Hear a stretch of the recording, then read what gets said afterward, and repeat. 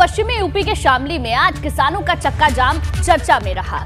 यहां भारतीय किसान यूनियन की अगुवाई में गन्ना किसानों ने खटीमा पानीपत हाईवे को जाम कर दिया। दूसरी तरफ कलेक्ट्रेट में किसानों के धरने में राकेश टिकैत जमकर गरजे, बकाया भुगतान की मांग को लेकर अल्टीमेटम तक दे डाला। आखिरकार शाम तक बड़ा फैसला हुआ, जिसमें गन्ना किसान के बकाया 550 करोड़ में से 150 करोड़ रुपए का भुगतान जल्द करने का भरोसा दिया गया, जिसके बाद धरना और चक्का जाम खत्म कर दिया गया। देखिए रिपोर्ट।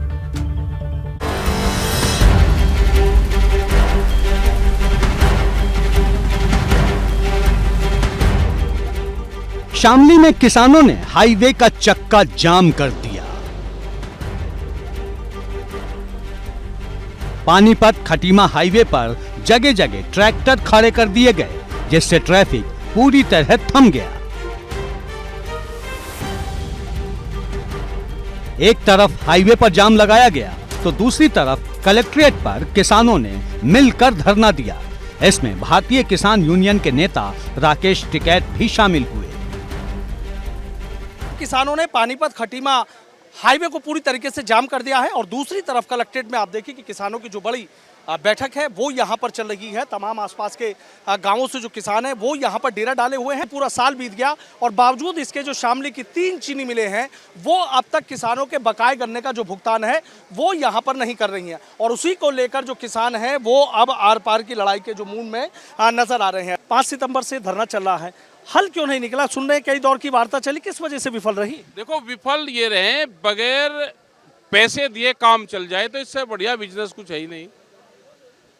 हम क्या करें, पैसे ये कैसे देंगे और तरीका हमको बता दो, हम उसी तरीके से पैसे ले लेंगे।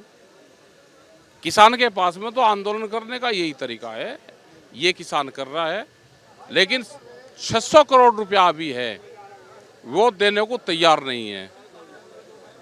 अब किस तरीके से पैसा आएगा? यहाँ की जनता पूरी दुखी जनता है। सूखाग्रस्त क्षेत्र हो रहा है वो भी समस्या है। यहाँ पे जमीन अधिग्रहण हो रही है, जो रास्ता बन रहा है दिल्ली देहरादून जो कॉरिडोर बन रहा है ये उसका भी मामला है। यहाँ सारी ही समस्या है। जो भी किसान आता है उसके समाधान की ये आंदोलन ही दवाई है। टिकैत ने आरोप लगाया कि किसानों की तमाम मांगों को सरकार ने दरकिनार कर दिया है, चाहे गन्ना भुगतान हो या बिजली की समस्या या फिर सुखाड़ के बाद की राहत हो।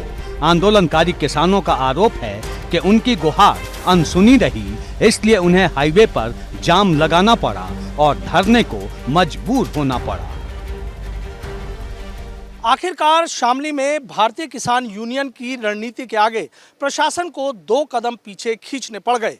5 सितंबर से बकाया गन्ने भुगतान की मांग को लेकर जो किसानों का आंदोलन चल रहा था, आखिरकार आज दबाव की रणनीति काम आई और 550 करोड़ से ज्यादा के बकाये गन्ने के भुगतान से 150 करोड़ का भुगतान फिलहाल करने का आश्वासन दे दिया गया है।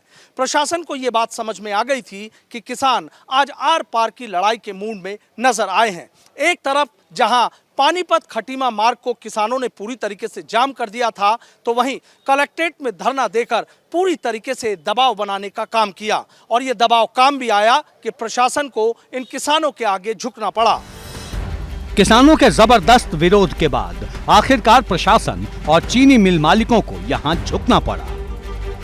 2 दौर की बातचीत के बाद यह तय हुआ कि गन्ने के 550 करोड़ रुपए से ज्यादा के बकाये में से फिलहाल करीब 150 करोड़ रुपए का भुगतान कर दिया जाएगा, जबकि बाकी भुगतान दीपावली तक करने का आश्वासन दिया गया। इसके साथ ही किसान संगठनों ने 5 सितंबर से चले आ रहे धरने को भी खत्म करने की घोषणा की है। मुख्यमंत्री जी का फोटो लग रहा, हमने वो लगा दिया फोटो। जो उनकी घोषणा है वे पूरी कर दो। हम तो अब लड़ाई ये रहेगी कि जो सरकार कहेगी उसके शब्द को पकड़ेंगे, इनको पूरा करो। सरकार ने कहा, दिल्ली में जब आंदोलन चला था तब ये भी कहा गया था कि एमएसपी वाली तमाम चीजें रही थी, तो क्या पूरी हुई? अभी नहीं हुई। उसके लिए एक बड़े आंदोलन की जरूरत पड़ेगी। फिर देश में आंदोलन बहुत होंगे अब, क्योंकि सरकारें उस तरह की आएगी कि ये काम करना ही नहीं चाहती, जमीन छीनना चाहती है। जमीनों पे नजरें सरकारों की आएगी। भारतीय किसान यूनियन के नेता राकेश टिकैत ने अल्टीमेटम दिया है कि अगर दीपावली तक गन्ने के बकाये का भुगतान नहीं किया गया तो किसान पेमेंट नहीं करने वाले तमाम चीनी मिलों पर धरना देंगे।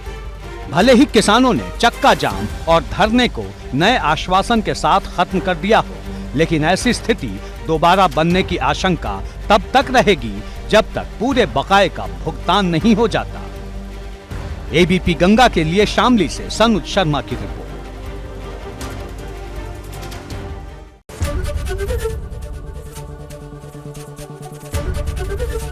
एबीपी गंगा, खबर आपकी, जुबान आपकी।